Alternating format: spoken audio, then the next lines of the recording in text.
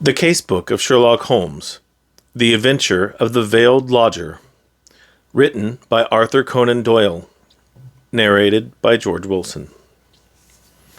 When one considers that Mr. Sherlock Holmes was in active practice for 23 years, and that during 17 of these I was allowed to cooperate with him and to keep notes of his doings, it will be clear that I have a mass of material at my command.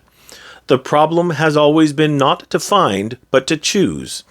There is the long row of yearbooks which fill a shelf, and there are the dispatch cases filled with documents, a perfect quarry for the student not only of crime, but of the social and official scandals of the late Victorian era. Concerning these latter, I may say that the writers of agonized letters, who beg that the honor of their families or the reputation of famous forebears may not be touched, have nothing to fear.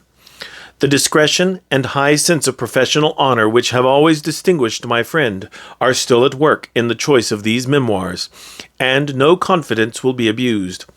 I deprecate, however, in the strongest way the attempts which have been made lately to get at and to destroy these papers. The source of these outrages is known, and if they are repeated, I have Mr. Holmes's authority for saying that the whole story concerning the politician, the lighthouse, and the trained cormorant will be given to the public. There is at least one reader who will understand. It is not reasonable to suppose that every one of these cases gave Holmes the opportunity of showing those curious gifts of instinct and observation which I have endeavored to set forth in these memoirs. Sometimes he had with much effort to pick the fruit. Sometimes it fell easily into his lap. But the most terrible human tragedies were often involved in those cases which brought him the fewest personal opportunities, and it is one of these which I now desire to record. In telling it, I have made a slight change of name and place, but otherwise the facts are as stated. One forenoon, it was late in 1896, I received a hurried note from Holmes asking for my attendance. When I arrived, I found him seated in a smoke-laden atmosphere, with an elderly, motherly woman of the buxom landlady type in the corresponding chair in front of him. "This is Mrs. Merrilow of South Brixton," said my friend with a wave of the hand. "Mrs. Merrilow does not object to tobacco, Watson, if you wish to indulge your filthy habits. Mrs. Merrilow has an interesting story to tell, which may well lead to further developments in which your presence may be useful." "Anything I can do. You will understand, Mrs. Merrilow, that if I come to Mrs. Ronder, I should prefer to have a witness. You will make her understand that before we arrive." "Lord bless you, Mr. Holmes," said our visitor.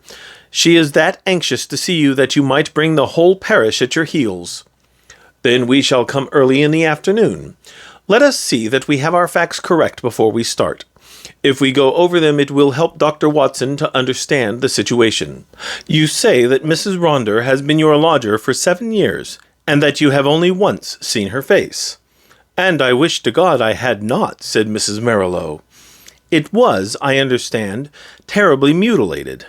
"Well, Mr. Holmes, you would hardly say it was a face at all. That's how it looked. Our milkman got a glimpse of her once peeping out of the upper window, and he dropped his tin and the milk all over the front garden. That is the kind of face it is. When I saw her, I happened upon her unawares. She covered up quick, and then she said, 'Now, Mrs. Merrilow, you know at last why it is that I never raise my veil.'" "Do you know anything about her history?" "Nothing at all." "Did she give references when she came?" "No, sir, but she gave hard cash, and plenty of it. A quarter's rent right down on the table in advance, and no arguing about terms. In these times a poor woman like me can't afford to turn down a chance like that." "Did she give any reason for choosing your house?" "Mine stands well back from the road, and is more private than most. Then again, I only take the one, and I have no family of my own. I reckon she had tried others, and found that mine suited her best. It's privacy she is after, and she is ready to pay for it." "You say that she never showed her face from first to last, save on the one accidental occasion." "Well, it is a very remarkable story, most remarkable, and I don't wonder that you want it examined." "I don't, Mr. Holmes. I am quite satisfied so long as I get my rent. You could not have a quieter lodger, or one who gives less trouble." Then what has brought matters to a head? Her health, Mr. Holmes. She seems to be wasting away, and there's something terrible on her mind. Murder, she cries, murder. And once I heard her, you cruel beast, you monster, she cried. It was in the night, and it rang fair through the house and sent the shivers through me. So I went to her in the morning. Mrs. Ronder, I says, if you have anything that is troubling your soul, there's the clergy, I says, and there's the police. Between them you should get some help. For God's sake, not the police, says she, and the clergy can't change what is past. And yet, she says, it would ease my mind if someone knew the truth before I died. Well, says I, if you won't have the regulars, there is this detective man what we read about, begging your pardon, Mr. Holmes, and she fair jumped at it. That's the man, says she. I wonder I never thought of it before. Bring him here, Mrs. Merrilow, and if he won't come, tell him I am the wife of Ronder's wild beast show. Say that, and give him the name Abbess Parva. Here it is as she wrote it, Abbess Parva. That will bring him if he's the man I think he is. And it will, too, remarked Holmes. Very good, Mrs. Merrilow. I should like to have a little chat with Dr. Watson. That will carry us till lunchtime. About 3 o'clock you may expect to see us at your house in Brixton. Our visitor had no sooner waddled out of the room, no other verb can describe Mrs. Merrilow's method of progression, than Sherlock Holmes threw himself with fierce energy upon the pile of commonplace books in the corner. For a few minutes there was a constant swish of the leaves, and then with a grunt of satisfaction he came upon what he sought. So excited was he that he did not rise, but sat upon the floor like some strange Buddha, with crossed legs, the huge books all round him, and one open upon his knees. The case worried me at the time, Watson. Here are my marginal notes to prove it. I confess that I could make nothing of it, and yet I was convinced that the coroner was wrong. Have you no recollection of the Abbess Parva tragedy? None, Holmes. And yet you were with me then. But certainly my own impression was very superficial, for there was nothing to go by, and none of the parties had engaged my services. Perhaps you would care to read the papers. Could you not give me the points? That is very easily done. It will probably come back to your memory as I talk. Ronder, of course, was a household word. He was the rival of Wombwell and of Sanger, one of the greatest showmen of his day. There is evidence, however, that he took to drink, and that both he and his show were on the downgrade at the time of the great tragedy. The caravan had halted for the night at Abbess Parva, which is a small village in Berkshire, when this horror occurred. They were on their way to Wimbledon, travelling by road, and they were simply camping and not exhibiting, as the place is so small a one that it would not have paid them to open. They had among their exhibits a very fine North African lion. Sahara King was its name, and it was the habit, both of Ronder and his wife, to give exhibitions inside its cage. Here you see is a photograph of the performance, by which you will perceive that Ronder was a huge porcine person, and that his wife was a very magnificent woman. It was deposed at the inquest that there had been some signs that the lion was dangerous, but, as usual, familiarity begat contempt, and no notice was taken of the fact. It was usual for either Ronder or his wife to feed the lion at night. Sometimes one went, sometimes both, but they never allowed anyone else to do it, for they believed that so long as they were the food carriers, he would regard them as benefactors and would never molest them. On this particular night, 7 years ago, they both went, and a very terrible happening followed, the details of which have never been made clear. It seems that the whole camp was roused near midnight by the roars of the animal and the screams of the woman. The different grooms and employees rushed from their tents, carrying lanterns, and by their light an awful sight was revealed. Ronder lay with the back of his head crushed in and deep claw marks across his scalp, some 10 yards from the cage, which was open. Close to the door of the cage lay Mrs. Ronder upon her back, with the creature squatting and snarling above her. It had torn her face in such a fashion that it was never thought that she could live. Several of the circus men, headed by Leonardo, the strong man, and Griggs, the clown, drove the creature off with poles, upon which it sprang back into the cage, and was at once locked in. How it had got loose was a mystery.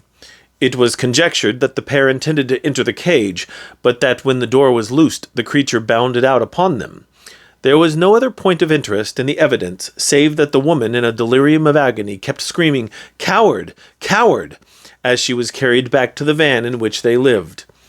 It was 6 months before she was fit to give evidence, but the inquest was duly held, with the obvious verdict of death from misadventure. "What alternative could be conceived?" said I. "You may well say so. And yet there were 1 or 2 points which worried young Edmonds, of the Berkshire Constabulary. A smart lad that. He was sent later to Allahabad. That was how I came into the matter, for he dropped in and smoked a pipe or 2 over it." "A thin, yellow-haired man?" "Exactly. I was sure you would pick up the trail presently." "But what worried him?" "Well, we were both worried. It was so deucedly difficult to reconstruct the affair. Look at it from the lion's point of view. He is liberated. What does he do? He takes 6 bounds forward, which brings him to Ronder. Ronder turns to fly. The claw marks are on the back of his head, but the lion strikes him down. Then, instead of bounding on and escaping, he returns to the woman who is close to the cage, and he knocks her over and chews her face up. Then, again, those cries of hers would seem to imply that her husband had in some way failed her. What could the poor devil have done to help her? You see the difficulty?" "Quite. And then there was another thing. It comes back to me now as I think it over. There was some evidence that just at the time the lion roared and the woman screamed, a man began shouting in terror." "This man Ronder, no doubt." "Well, if his skull was smashed in, you would hardly expect to hear from him again. There were at least 2 witnesses who spoke of the cries of a man being mingled with those of a woman." "I should think the whole camp was crying out by then. As to the other points, I think I could suggest a solution." "I should be glad to consider it." The 2 were together 10 yards from the cage when the lion got loose. The man turned and was struck down. The woman conceived the idea of getting into the cage and shutting the door. It was her only refuge. She made for it, and just as she reached it, the beast bounded after her and knocked her over. She was angry with her husband for having encouraged the beast's rage by turning. If they had faced it, they might have cowed it. Hence her cries of "Coward!" "Brilliant, Watson. Only 1 flaw in your diamond." "What is the flaw, Holmes?" "If they were both 10 paces from the cage, how came the beast to get loose?" "Is it possible that they had some enemy who loosed it?" "And why should it attack them savagely, when it was in the habit of playing with them, and doing tricks with them inside the cage?" "Possibly the same enemy had done something to enrage it." Holmes looked thoughtful, and remained in silence for some moments. "Well, Watson, there is this to be said for your theory. Ronder was a man of many enemies.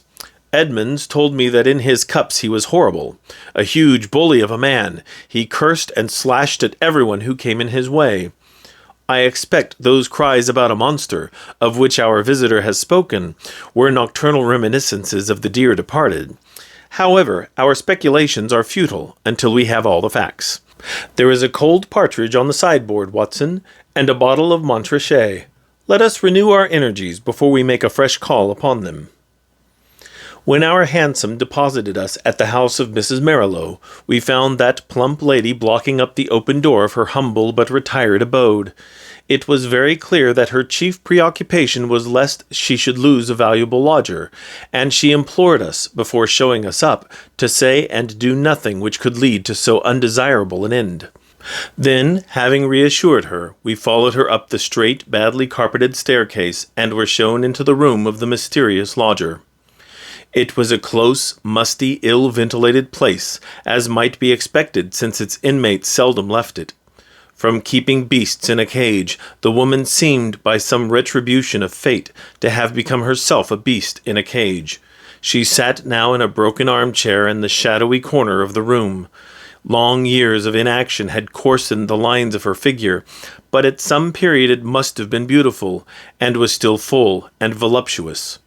A thick, dark veil covered her face, but it was cut off close at her upper lip, and disclosed a perfectly shaped mouth and a delicately rounded chin. I could well conceive that she had indeed been a very remarkable woman. Her voice, too, was well modulated and pleasing. My name is not unfamiliar to you, Mr. Holmes, said she. I thought that it would bring you.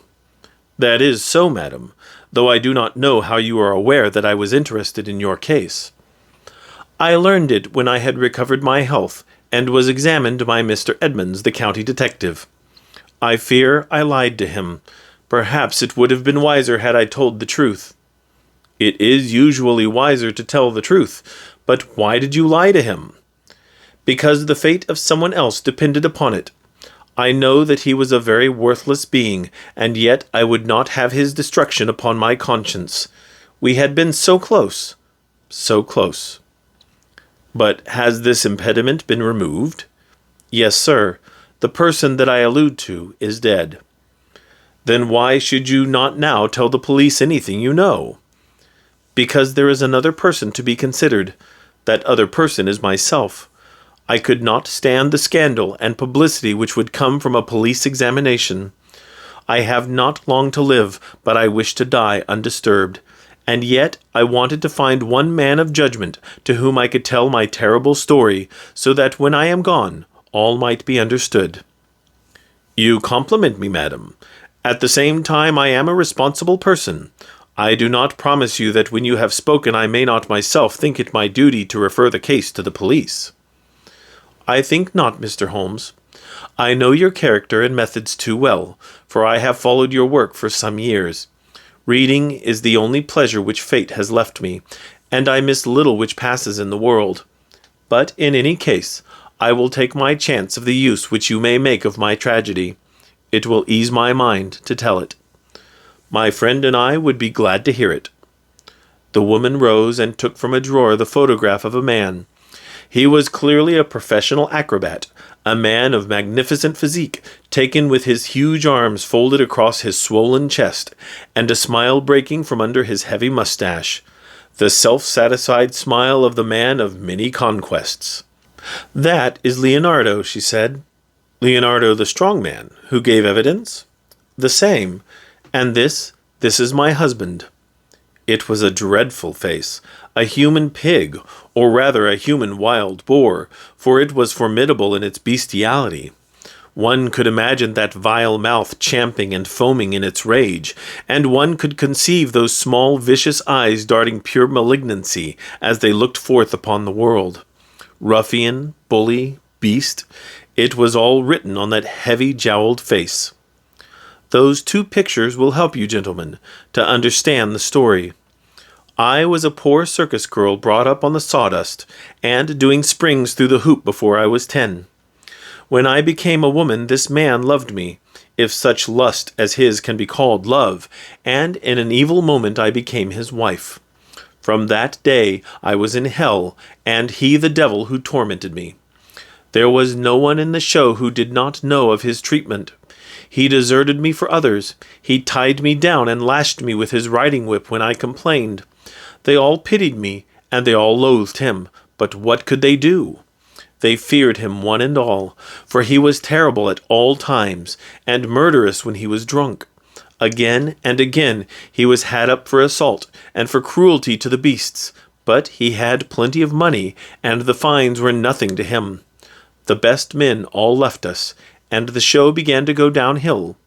It was only Leonardo and I who kept it up, with little Jimmy Griggs the clown. Poor devil, he had not much to be funny about, but he did what he could to hold things together. Then Leonardo came more and more into my life. You see what he was like. I know now the poor spirit that was hidden in that splendid body, but compared to my husband, he seemed like the angel Gabriel. He pitied me and helped me, till at last our intimacy turned to love. Deep, deep, passionate love. Such love as I had dreamed of but never hoped to feel. My husband suspected it, but I think that he was a coward as well as a bully, and that Leonardo was the one man that he was afraid of. He took revenge in his own way by torturing me more than ever. One night my cries brought Leonardo to the door of our van. We were near tragedy that night, and soon my lover and I understood that it could not be avoided. My husband was not fit to live. We planned that he should die. Leonardo had a clever, scheming brain. It was he who planned it. I do not say that to blame him, for I was ready to go with him every inch of the way. But I should never have had the wit to think of such a plan. We made a club. Leonardo made it, and in the leaden head he fastened 5 long steel nails, the points outward, with just such a spread as the lion's paw. This was to give my husband his death blow, and yet to leave the evidence that it was the lion which we would loose who had done the deed. It was a pitch-dark night when my husband and I went down, as was our custom, to feed the beast. We carried with us the raw meat in a zinc pail. Leonardo was waiting at the corner of the big van which we should have to pass before we reached the cage. He was too slow, and we walked past him before he could strike, but he followed us on tiptoe, and I heard the crash as the club smashed my husband's skull. My heart leaped with joy at the sound. I sprang forward, and I undid the catch which held the door of the great lion's cage. And then the terrible thing happened. You may have heard how quick these creatures are to scent human blood, and how it excites them.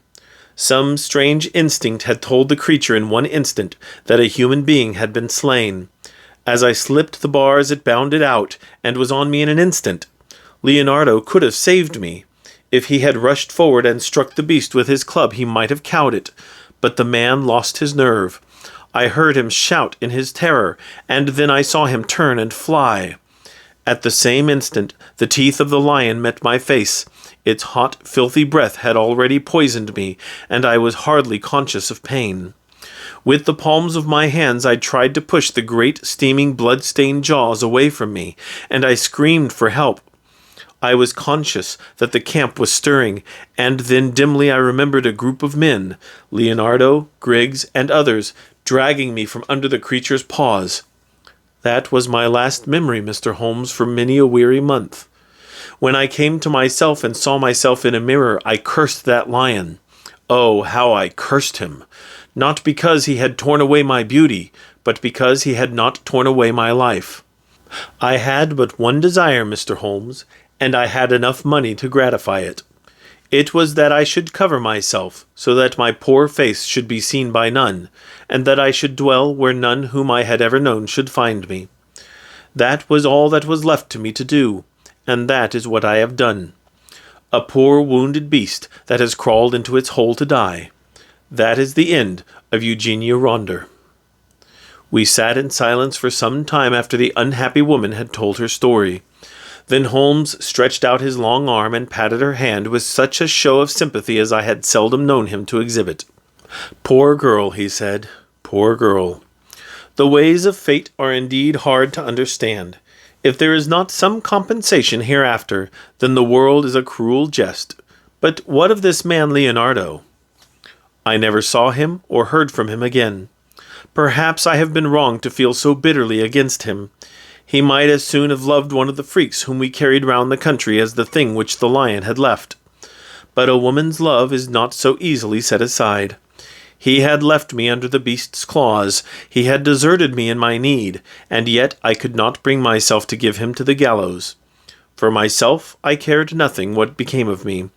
What could be more dreadful than my actual life? But I stood between Leonardo and his fate. And he is dead?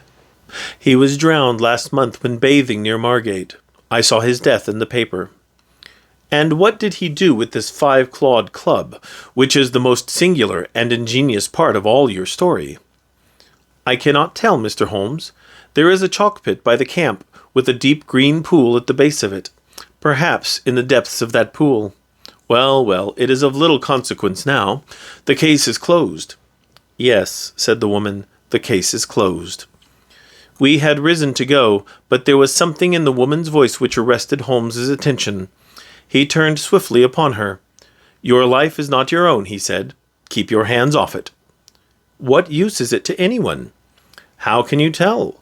The example of patient suffering is in itself the most precious of all lessons to an impatient world. The woman's answer was a terrible one. She raised her veil and stepped forward into the light. I wonder if you would bear it, she said.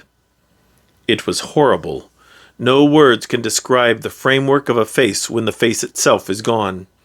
2 living and beautiful brown eyes looking sadly out from that grisly ruin did but make the view more awful. Holmes held up his hand in a gesture of pity and protest, and together we left the room. 2 days later, when I called upon my friend, he pointed with some pride to a small blue bottle upon his mantelpiece. I picked it up. There was a red poison label. A pleasant almondy odor rose when I opened it. "Prussic acid," said I.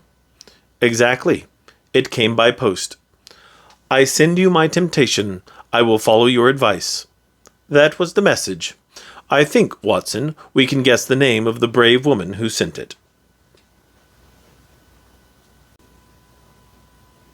This has been the Casebook of Sherlock Holmes, The Adventure of the Veiled Lodger. Written by Arthur Conan Doyle. Narrated by George Willson. Copyright 1927. Production copyright 2024 by George Willson.